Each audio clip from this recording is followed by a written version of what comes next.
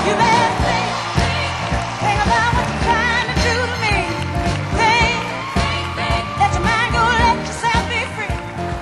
Let's go back, let's go back. The former President of the United States, Bill Clinton, sometimes referred to as the first black president of the United States.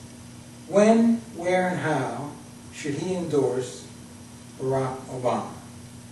Just as an aside, my name, Khalid Abdullah Tarip Al-Mansour, is Arabic. Khalid means eternal, and Abdullah means the slave of God.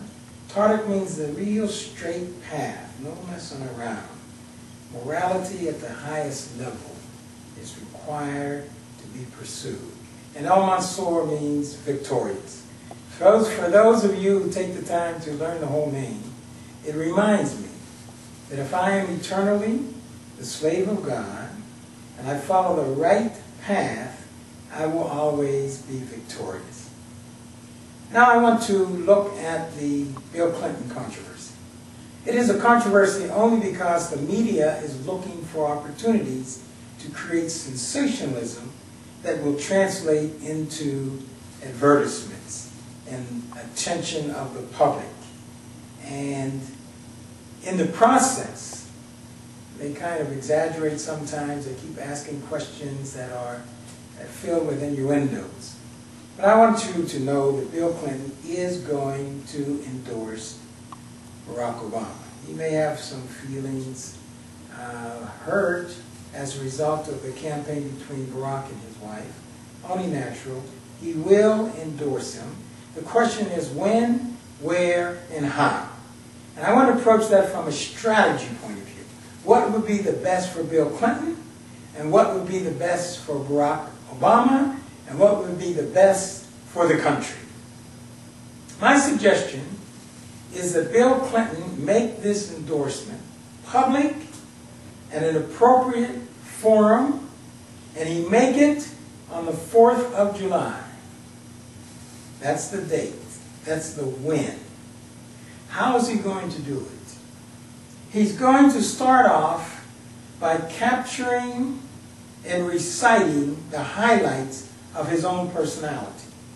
Born in a family where his father died before his birth. Born in a family that was poor in Arkansas. Born in a family that experienced some social ostracism. And he had to make a decision early in life to find out what was required to succeed.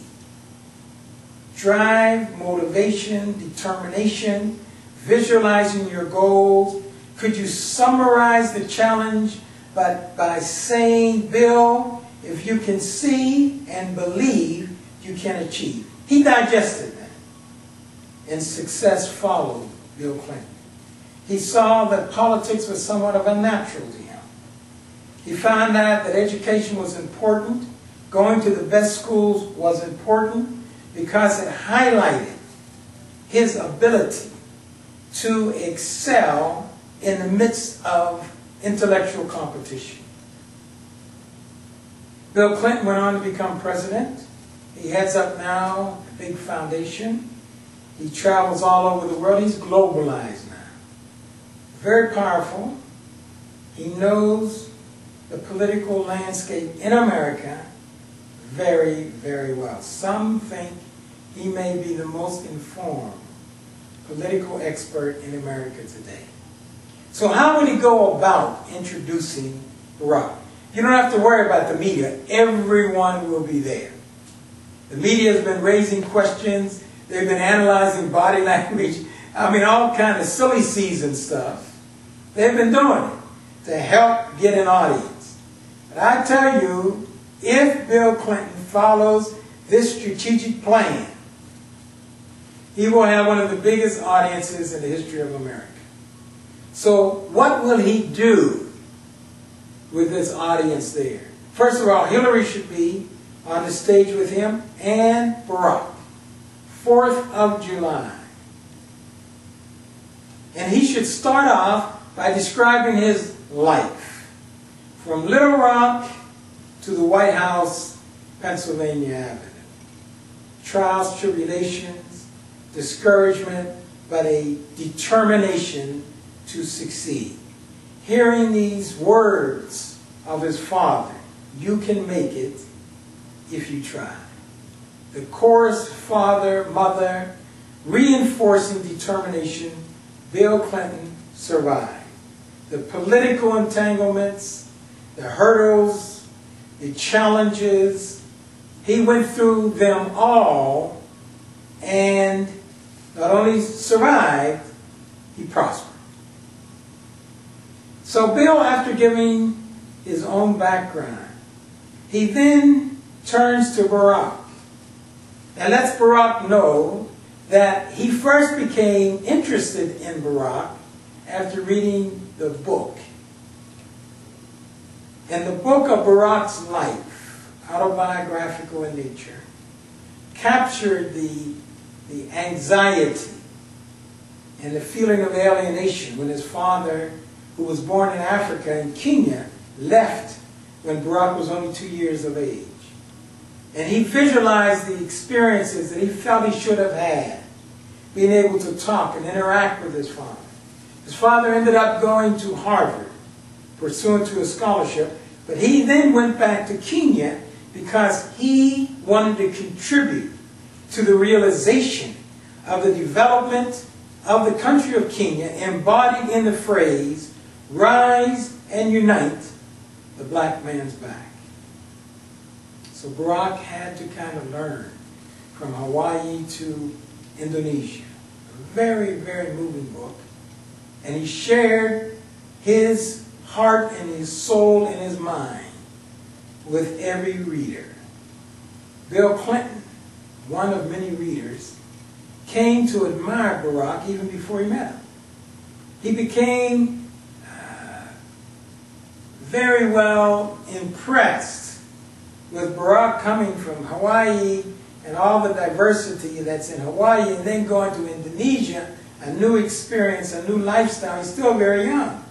Coming back to Hawaii, finally going to Harvard, where at Harvard Law School he graduated the head of the law review. That's like being the top of the class with no one even near you.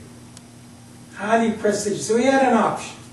Should he go to one of the most prestigious law firms and become a millionaire in 2-3 years, no question? Or should he do something more fulfilling? He decided that he wanted to identify himself as a black man, an African American, even though his mother was white and he was raised by his white grandparents.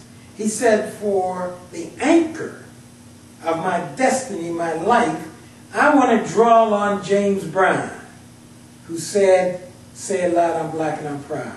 I want to draw on his song that said, "I don't want no one to give me nothing. Open up the door and I will get it myself."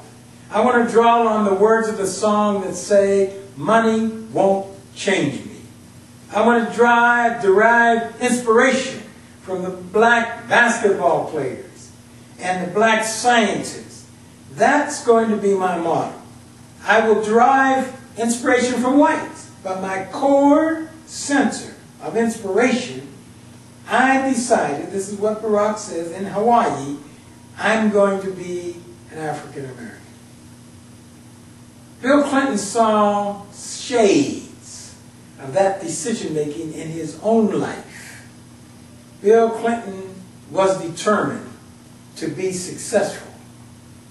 After becoming an organizer in the South Side, rough neighborhoods, Barack Obama saw something that totally engulfed his personality.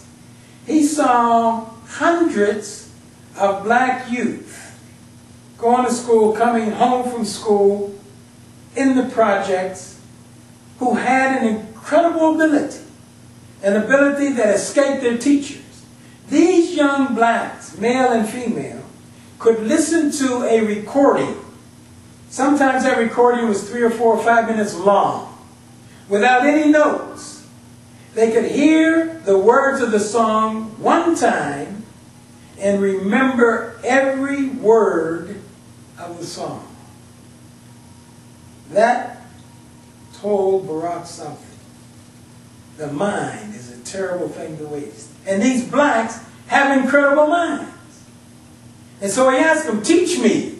How are you able to memorize? You can do more than I can with your memory, and some of these computer games, I can't touch you. And they kind of showed him.